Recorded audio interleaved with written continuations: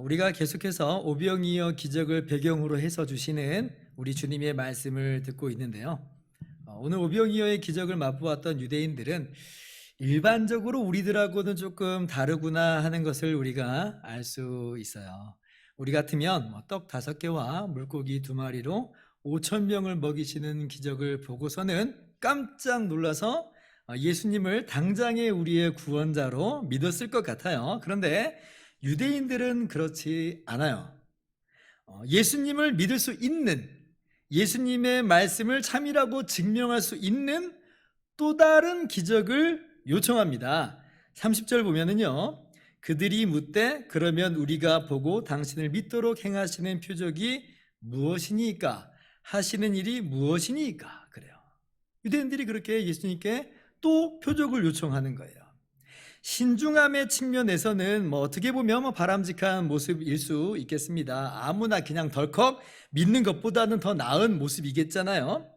자, 그런데 유대인들의 이러한 질문 속에서는 깔려있는 배경이 있어요. 어떤 생각이 그 내면에 깔려 있냐면요, 예수님이 떡 5개와 물고기 2마리로 5,000명을 먹이시는 기적이 정말 엄청난 기적이고, 그래서 자신들도 놀래가지고 예수님을 왕으로 세우고자 하는 생각을 갖기도 했지만, 그래도 모세만큼은 아니지 않느냐 하는 거예요. 모세는 만나를 통해서 5,000명이 아니라 60만 명이나 되는 사람들을 먹였고, 그것도 하루만 그런 게 아니라 40년간을 매일같이 그렇게 했는데, 지금 예수님은 그 정도는 아니라는 거예요. 그런데 이 정도 기적을 가지고 예수님의 말씀, 예수님이 하나님께로부터 오신 구원자요, 영원한 생명 양식을 주시는 분으로 믿기에는 약하다 하는 거예요. 그래서 예수님께서 대답하십니다. 모세가 만나를 주었다고 하는데, 정확하게 말하자면 모세가 준 것이 아니고 하나님 아버지께서 만나를 주셨던 것이다 라고 말씀하시고요. 그리고 만나를 먹었던 사람들은 만나를 먹고도 여전히 궁극적으로 죽음에서 벗어나지 못했지만, 하나님 아버지께서 너희에게 참떡, 생명의 떡을 주신다 라고 말씀하세요. 그러니까 유대인들이 눈이 휘둥그레져 가지고 바로 이 떡을 달라고 요청을 하는 거예요. 34절에 보면 이 떡을 주십시오. 예수님께서 뭐라고 말씀하시는가 기대하면서 주님의 입술을 주목했을 거예요. 그러자 우리 주님께서 위대한 진리를 말씀하십니다. 바로 내가 생명의 떡이다. 35절 말씀 같이 읽어봅시다. 시작. 예수께서 이르시되 나는 생명의 떡이니 내게 오는 자는 결코 줄이지 아니할 터이요 나를 믿는 자는 영원히 목마르지 아니하리라. 예수님이 영원한 생명 양식을 주시는 분인데, 그 생명 양식이란 다름 아닌 예수님 자신이라는 거예요. 이것이 표적을 구하는 유대인들에게 제시하신 대답입니다. 예수님이요, 오병이어 기적이나 만나와 같은 또 다른 새로운 기적, 또 다른 새로운 표적을 보여주시진 않아요. 오히려 예수님께서는 본질로 훅 들어가셔가지고 그 표적들이 가리키고 있는 바 실체를 말씀하여 주시는 거예요. 내가 오병이어 기적의 실체요, 내가 만나의 실체다.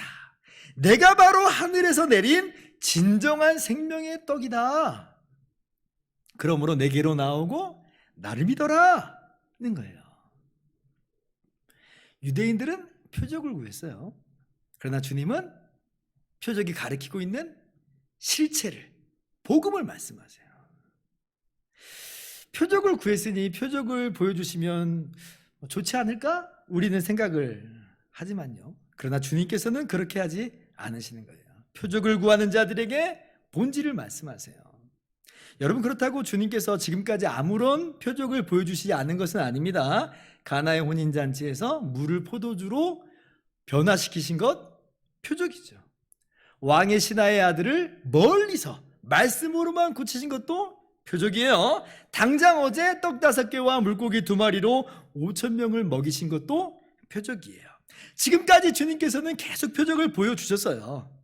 이게 전부 다 예수님이 하나님의 아들임을 보여주는 표적입니다. 그러나 표적을 구하는 자들에게 표적을 주시지 않아요. 이게 무슨 말이에요? 주님께서는 표적만으로 구성되는 믿음을 원하시는 것이 아니라는 거예요. 오늘날도 마찬가지예요. 하나님께서 지금도 우리 인생 가운데 찾아오셔서 여러 기적들을 행하시는 것들이 있어요. 그런데 결정적으로 저 하늘에 예수천당, 불신지옥 이렇게 5개 국어로 전 지구의 글자를 쫙 써서 보여주시면 얼마나 좋겠어요. 그런 엄청난 표적 한 번만 보여주시면 사람들이 다 믿을 거 아니에요. 그러나 하나님은 그렇게 하지 않으시죠. 하나님은 표적이 아니라 궁극적으로 본질로서의 복음을 제시해 주시고 그 복음을 듣고 믿는 자가 구원을 얻도록 하세요. 이것이 하나님이 일하시는 방식이에요. 주님의 부활하심도 한번 생각을 해보세요. 그 놀라운 기적을 본 사람 12제자 바울 500명이에요. 많은 수가 아니에요. 물론 적은 수도 아닙니다. 그러나 모두에게 그냥 다 보여주시면 될 것을 하나님은 그런 방식으로 일하시지 않는다는 거예요. 증인이 될 정도의 그 적지 않은 사람들에게만 직접 경험하게 하시고 그 외의 인류에게는 그들이 전하는 복음으로만 대면하게 하세요. 이것이 하나님께서 일하시는 방식이에요. 사도 바울은 그래서 이렇게 이야기합니다. 고린도전서 1장 22절 보면 유대인들은 표적을 구하고 헬라인은 지혜를 찾으나 우리는 십자가에 못 박힌 그리스도를 전하니 유대인에게는 거리끼는 것이요 이방인에게는 미련한 것이로되 24절 같이요 오직 하나님 부르심을 받은 자들에게는 유대인이나 헬라인이나 그리스도는 하나님의 능력이요 하나님의 지혜니라. 유대인들은 표적을 구해요. 오늘도 보세요. 또 표적을 구하잖아요. 더 큰 표적, 더 많은 표적을 구해요. 그러나 하나님은 그들의 입맛에 맞춰서 그렇게 일하시는 것이 아니라 표적은 그 정도면 충분한 거예요. 이성적인 깨달음은 그 정도면 충분한 거예요. 주님은 도리어 십자가에 못 박힌 그리스도 본질을 나타내어 보여주세요. 이걸 믿으라는 거예요. 여러분 오늘날도 하나님은 분명히 기적을 행하신다고 말씀드렸습니다. 기독교 신학 얼마나 논리적이고 이성적인지 몰라요. 지난 2000년간 우리 믿음의 선배들이 정리해 놓은 교리들은 정말 귀중한 보석과도 같아요. 그러나 그것이 결정적인 한 방으로 그렇게 역사하도록 하지는 않으세요.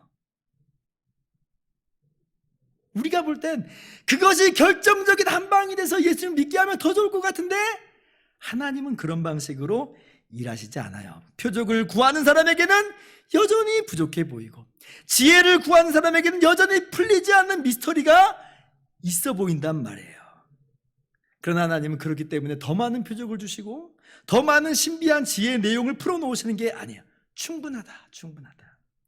도리어 예수 그리스도의 십자가 복음만을 전하게 하시고 그렇게 믿게 하시는 방식으로 하나님은 일하시더라. 이걸 알아야 됩니다. 왜 그러시는가? 하나님 그러시는가? 잘 모르겠어요. 전 잘 모르겠어요. 우리는 그래도 더 큰 표적 보여주시면 더 잘 믿을 텐데 하는 그런 마음이 좀 들기도 해요. 아마 그냥 생각을 해본다면 그렇습니다. 그리스도의 복음이 표적이나 이성에 종속되지 않도록 하는 것이 그 이유 중 하나가 될 수도 있겠다 생각을 해봅니다. 예를 들면 더 많은 표적, 더 큰 표적 때문에 복음을 믿게 되는 거라면 마치 표적이 복음을 좌우하는 복음의 진실성 여부를 좌우하는 권위자처럼 여겨질 수 있겠잖아요. 그걸 피하도록 하시는 거일 수 있어요. 어쩌면 복음의 이 본질보다 그 주변의 표적이나 어떤 지혜나 그런 것들의 과도한 중심과 무게중심이 쏠리지 않도록 하시기 위함일 수도 있겠다 생각을 해요. 사실은 복음이 정말 중요한데 우리는 눈앞에 기적이 벌어지고 표적이 벌어지면 거기에 더 몰두하기 쉽잖아요. 그게 더 강렬해 보이니까. 그래서 오직 예수 그리스도의 은혜의 복음에 집중하도록 하는 그런 이유일 수 있다. 모르겠어요. 잘 모르겠어요. 그러나 어떤 이유에서든 그렇기 때문에 예수님을 우리의 구원자로 믿는 것은 정말 신비한 하나님의 역사하심이라는 걸 알아야 돼요. 왜요? 이건 표적으로 되는 일이 아니에요. 이건 이성으로도 되는 일이 아니에요. 그런 것들이 다소간 도움이 될 수 있지만 결정적이지 않다는 거예요. 그럼 뭐가 결정적인가? 오직 하나님의 부르심을 따라, 오직 하나님께서 부르신 자만이 예수님을 나의 주와 나의 구원자로 믿게 되는 거예요. 그래서 오늘 주님께서도 말씀하시죠. 37절 말씀 보세요. 같이 한번 읽어볼까요? 시작. 아버지께서 내게 주시는 자는 다 내게로 올 것이요 내게 오는 자는 내가 결코 내쫓지 아니하리라. 자, 어떤 사람이 예수님께 나아가는가? 어떤 사람이 예수님을 나의 주와 나의 구원자로 믿게 되는가? 더 큰 표적을 본 사람? 아니면 뭐 이성이 납득할 만큼 설명된 사람? 아니라는 거예요. 그런 사람 아니라는 거예요. 궁극적으로 하나님 아버지께서 주신 사람만 예수님께 나올 수 있어요. 이게 결정적인 거예요. 그래서 44절에 다시 한번 주님께서 반복해서 말씀하십니다. 나를 보내신 아버지께서 이끌지 아니하시면 아무도 내게 올 수 없으니 오는 그를 내가 마지막 날에 다시 살리리라. 아무도예요, 아무도. 하나님이 이끌지 않으셨는데 제 발로 예수님께 갈 수 있는 사람은 아무도 없어요.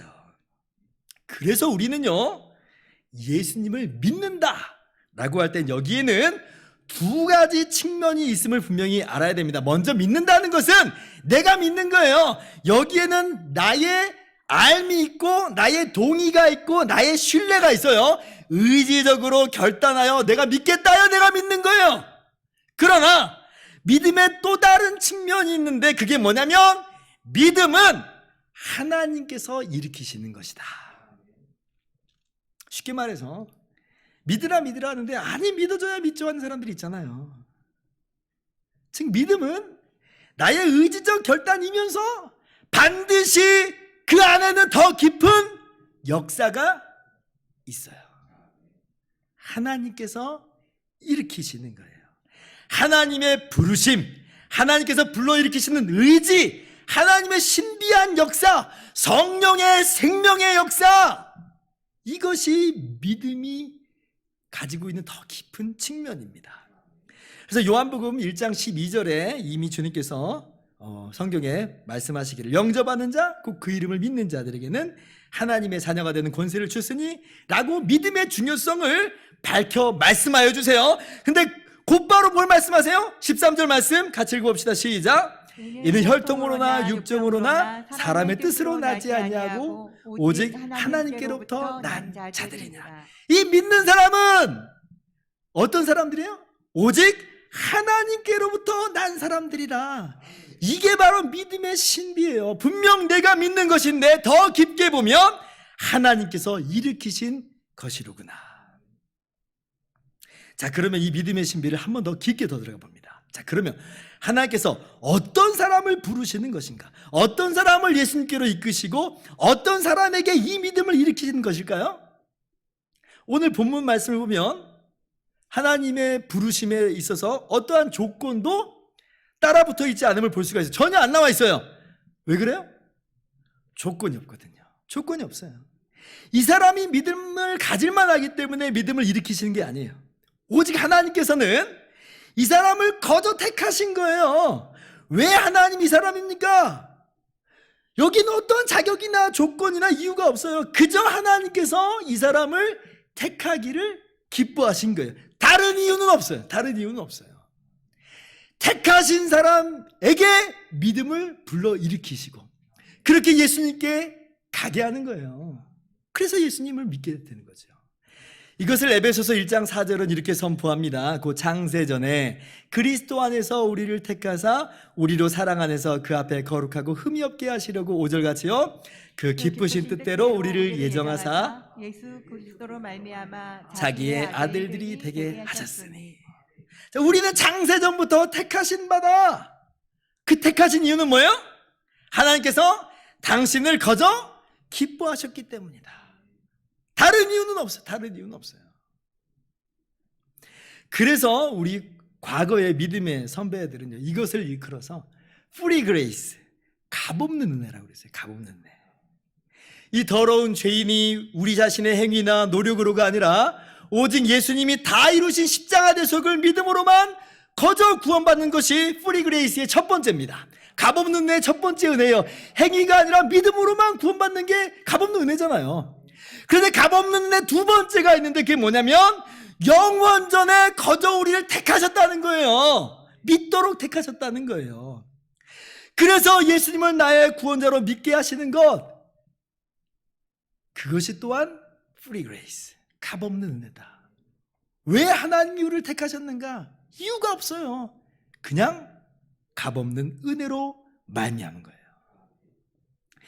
그래서 오카는 목사님이 이 본문에 대해서 이렇게 기록을 한 것을 본 적이 있습니다.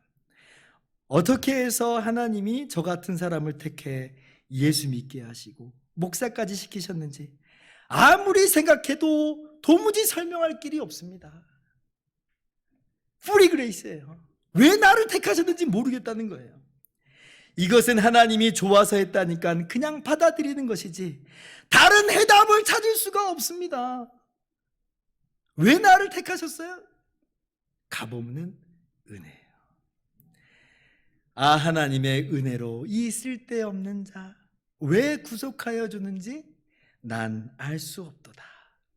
왜 내게 성령 주셔서 내 마음 감동해 주 예수 믿게 하는지 난 알 수 없도다. 값없는 은혜예요. 값없는 은혜. 여러분, 제가 오늘 여러분께 하나님의 택하심과 부르심을 말씀드리는 것은 무슨 오늘 우리의 믿음을 가치 없고 의미 없는 것으로 만들고자 그래서 말씀드리는 게 아니에요.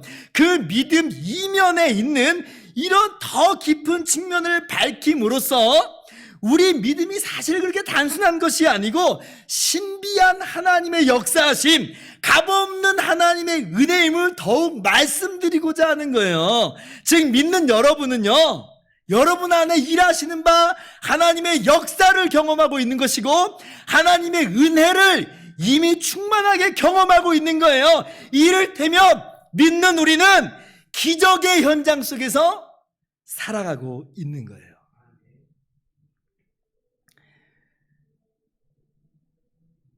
인생의 무거운 짐 때문에 걷다가 쓰러질 때도 많고 너무 아파서 울부짖을 때도 있지만 우리는 이 받은 은혜 때문에 다시 일어날 수가 있어요. 나는 하나님의 사랑받는 자구나. 왜요? 믿고 있잖아요. 믿고 있잖아요. 나는 하나님의 택하신 자녀구나. 어떻게 알아요? 믿고 있잖아요. 나는 버림받지 않는구나. 우리의 믿음은 이렇게 우리에게 힘이 돼요.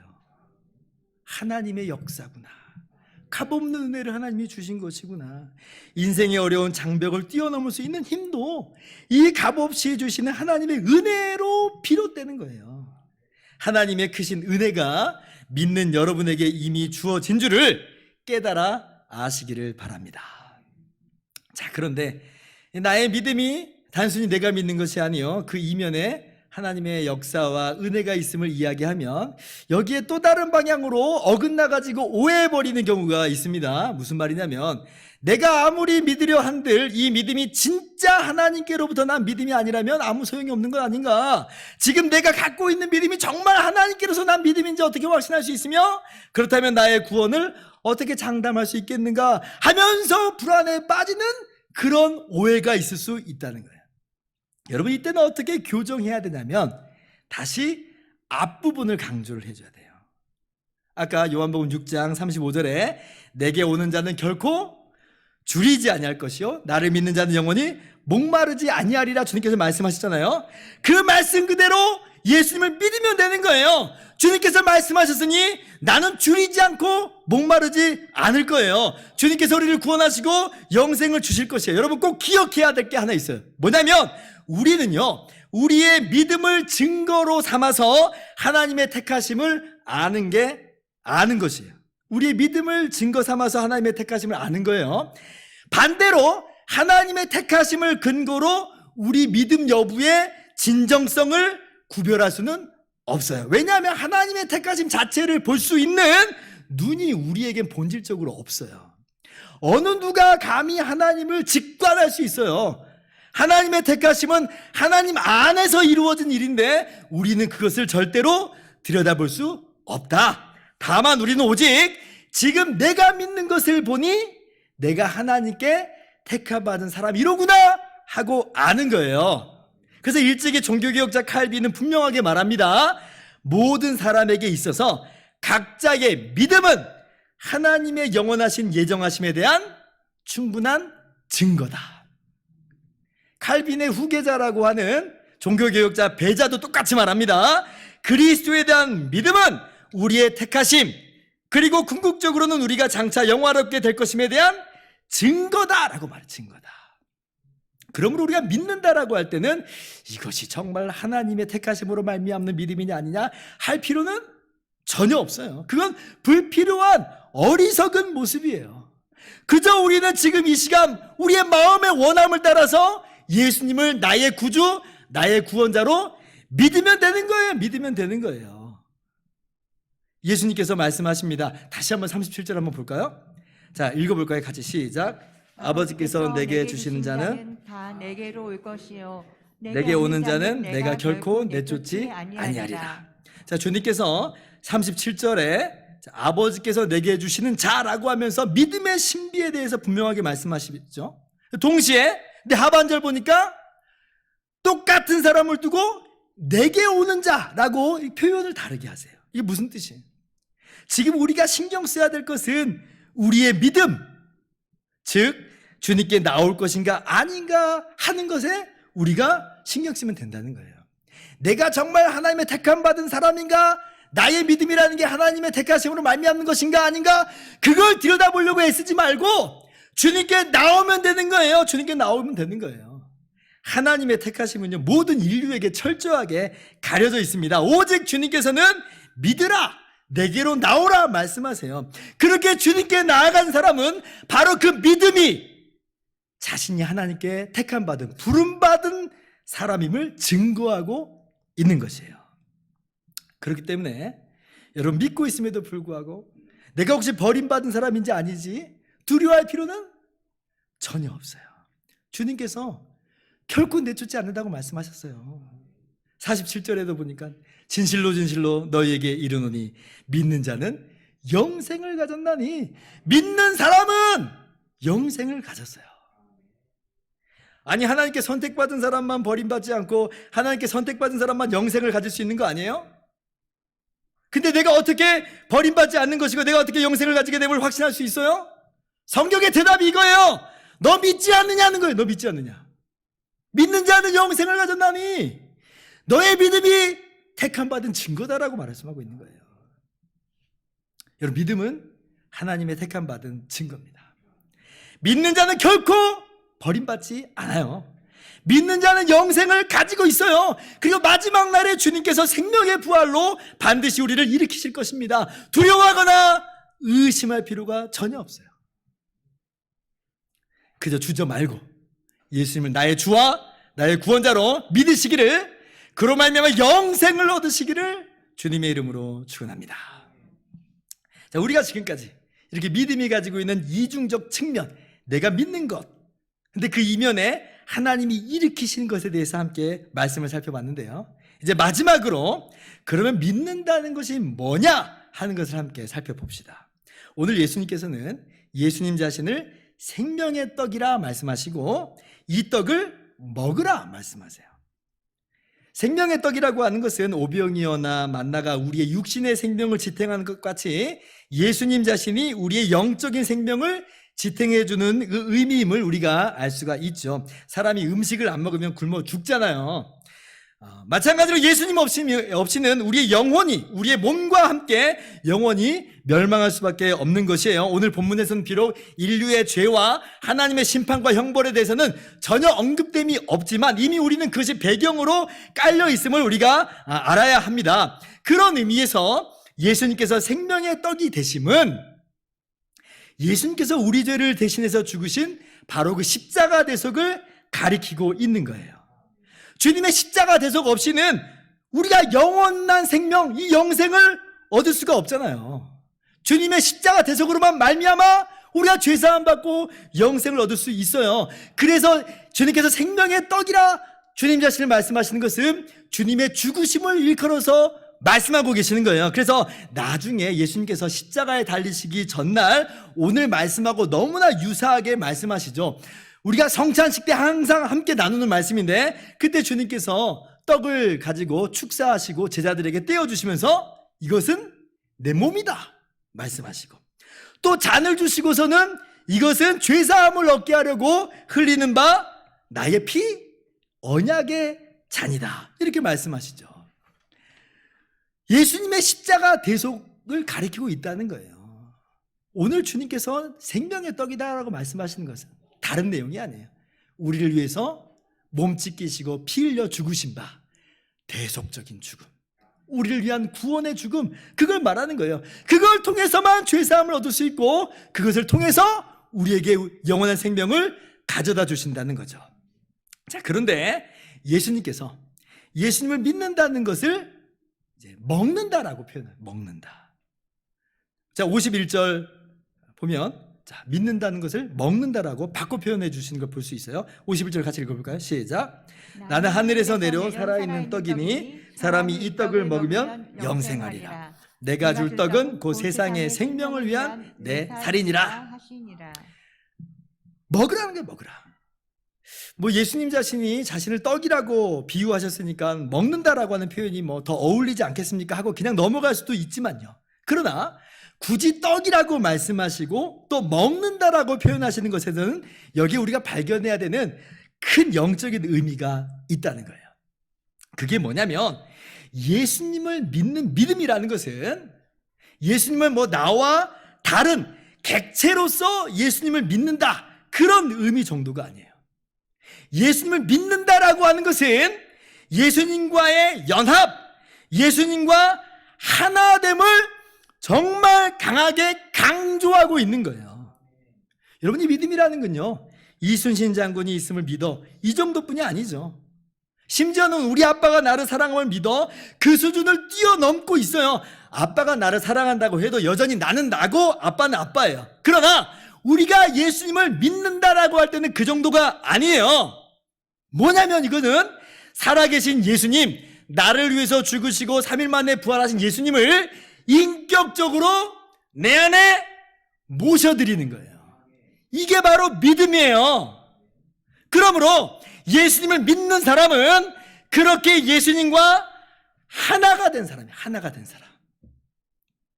여러분, 그래서 요한복음 1장 12절 다시 한번 생각해 보세요. 믿음을 일컬어서 예수님을 영접하는 것이다 그렇게 말씀하고 있어요. 영접하는 자, 그 이름을 믿는 자들에게는 하나님의 자녀가 되는 권세를 줬으니.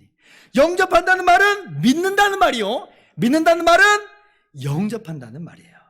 여러분, 주님께서 제정하신 그 성찬식을 한번 떠올려 보세요. 떡이 실제로 우리 안으로 들어와요. 그래서 우리와 하나가 돼요.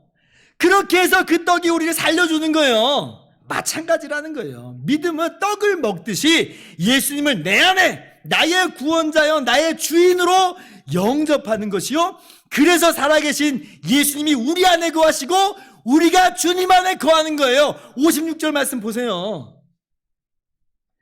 내 살을 먹고 내 피를 마시는 자는 내 안에 거하고 나도 그의 안에 거하나니. 주님께서 제정하신 세례도 한번 기억을 해보세요. 믿는 자가 세례를 받는 거잖아요. 근데 그것이 의미하는 바가 뭐예요? 다른 게 아니에요. 주님의 죽으심과 연합하여 함께 내가 죽었다는 거예요. 믿음을 생각할 땐 항상 연합이 함께 떠올라야 돼요. 로마서 6장 4절 이렇게 기록합니다. 같이 한번 읽어봅시다. 시작. 그러므로 우리가 그의 죽으심과 합하여 세례를 받음으로 그와 함께 장사되었나니. 믿음이요, 주님과 연합하는 것임을 분명하게 밝히고 있잖아요. 믿는 자가 그래서 받는 세례는 주님과 함께 죽는 거예요. 그러니까 주님의 부활하심과 함께 살아나는 것이고 장차 영원히 부활의 생명으로 영원히 살게 되는 거예요.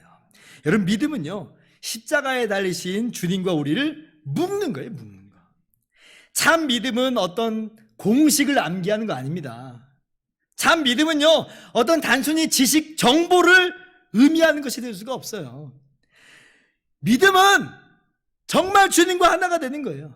참으로 인격적인 연합, 이것이 참 믿음이고 믿음으로 말미암는 결론입니다. 여러분, 그래서 믿노라라고 하면서 주님과 하나됨이 없는 그런 믿음은 없습니다. 없어요. 성경은 그런 믿음을 전혀 가르치질 않아요. 여러분, 우리의 믿음을 점검해 보았으면 좋겠어요. 나는 나를 위해서 죽으시고 부활하신 예수님을 인격적으로 내 안에 나의 구원자요, 나의 주인으로 모셔드린 건가? 영접한 것인가? 우리 예수은혜 교회 성도님들은 모두 그렇게 예수님을 먹고 마심으로 믿음으로 주님과 하나가 되어 주님이 주시는 바 영원한 생명을 누리고 있는 줄을 믿습니다. 이 믿음 안에 주님과 하나가 되며 거하시기를 축원합니다. 이제 말씀을 마칩니다. 예수님은 생명의 떡이십니다. 사람이 먹고도 죽을 수밖에 없는 세상의 다른 떡과는 비교할 수 없는 우리에게 영원한 생명을 주시는 진짜 생명의 떡이세요. 예수님께서 우리 죄를 대신해서 십자가에서 죽으심으로 그 살과 그 피를 우리에게 나누어 주십니다. 세상에 이것보다 더 큰 다른 표적은 없어요. 다른 표적 쫓아가지 말고 주님을 바라보세요. 주님이 정말 표적의 실체가 되시고 정말 우리의 참 생명의 떡이 되십니다. 믿는 자는 영생을 얻습니다. 믿는 자는 하나님의 부르심을 받은 사람입니다. 믿는 자는 결코 버림받지 않습니다. 믿는 자는 주님과 영원한 하나가 되었습니다. 여러분, 이 진리를 여러분 마음에 깊이 새기면서 이 한 주를, 그리고 여러분의 인생을 복되게 살아가시기를 주님의 이름으로 축원합니다. 기도하겠습니다.